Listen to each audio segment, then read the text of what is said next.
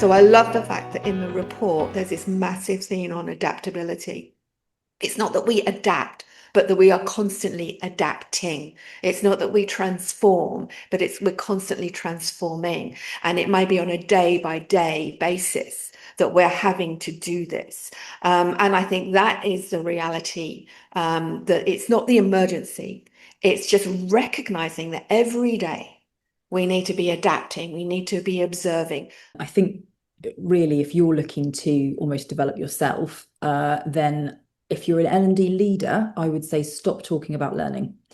You've got a whole team of subject matter experts, and that's why they're your team. And they can talk about learning. They can worry about learning. They can worry about what's the right LMS, what's the right font color, what's the right session plan setup. You shouldn't be worrying about that. So you shouldn't be talking about learning. You should be talking about the business.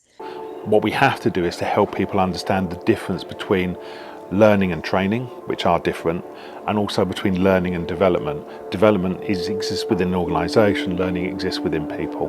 So it's something to do with how we frame, how we work with senior leaders in organisations.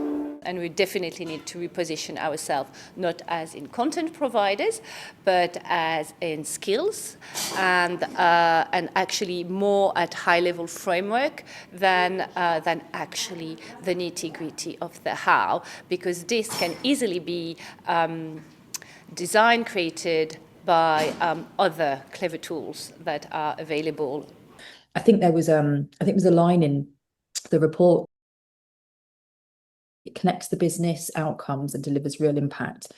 Now, for me, if you're not involved in those conversations and or leading those conversations, there's no way you're going to be able to do that. I mean, and if you don't do that, why do we exist? I mean, if we're not connecting learning to business outcomes and driving real impact, what is the point of us? So I think that's probably for me, that one line in the report was absolutely crucial. And, you know, for us, I mean, at CLO 100, it's pretty much the core thing that we do really is helping L&D leaders align learning more closely with the business, and helping them think, you know, more strategically, more commercially. So yeah, that all really resonates with me. And I love the fact that you're in your report, you're flagging a sense of boldness, and courage. And absolutely, I think that's right. But what I've seen in my own research is that boldness that we need to develop internally. Is actually, it's not smart bold, it's not shoot from the hip. I'm gonna experiment everywhere. I'm gonna flow AI over everything, or I'm not going to do anything with AI. I'm only going to do face to face from now on in. By the way, that is a standard normal response over the last 30 years to technology of most learning professionals. I told you it didn't work, and that's why I'm going to go back into the classroom.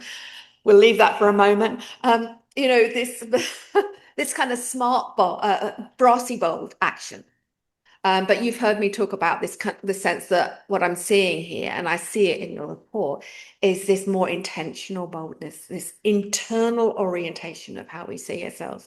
Are we business first? Are we facing in the direction that the rest of our organization is facing in? Or are we trying to get them to face our direction of getting more courses and more programs and more I love you and high NPS scores?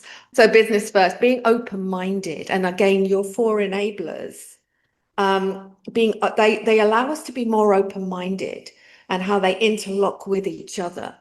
So being open-minded as an orientation is going to be really critical about how we even leverage the work that you're doing, Joe. One of the dangers actually of a larger sample size is we make bigger assumptions. So say you had 30,000 people in a piece of research and 20,000 of them all said the same thing. The conclusion of that report is that that is a thing we need to address. And that is at the exclusion of the other 10,000 people that did not say that one thing. I would say, a society-wide standard way of interpreting reports.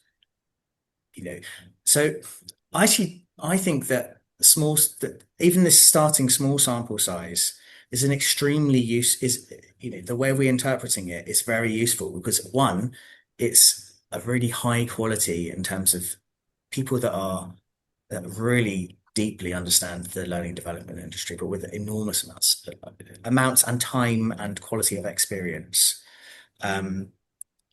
There's no flippant responses in here. These are all reflective of where people are really at, but in the right roles. I am so grateful for everyone's involvement. That's the impact I want for Training Journal, but also for us as individuals and learning and development as a team, as a department, and within our organisations.